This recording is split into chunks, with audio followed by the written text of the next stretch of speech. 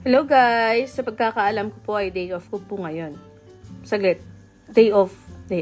Di? Saan ka di? Oy, naka-duty na naman siya.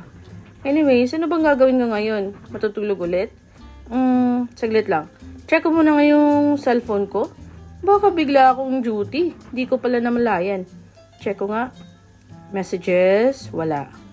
Messenger, wala. WhatsApp, wala. Phone calls, wala.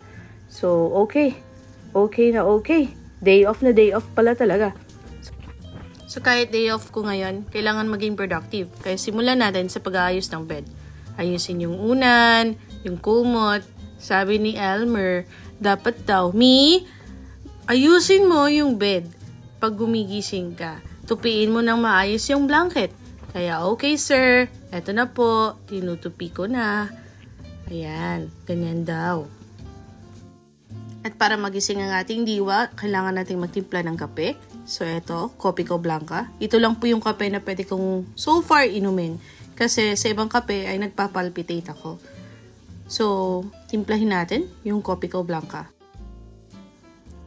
So, kagabi pumunta kami sa Aljimi Souk at bumili kami nitong Madeline. Hindi ko alam paano i-pronounce Basta ito na yun.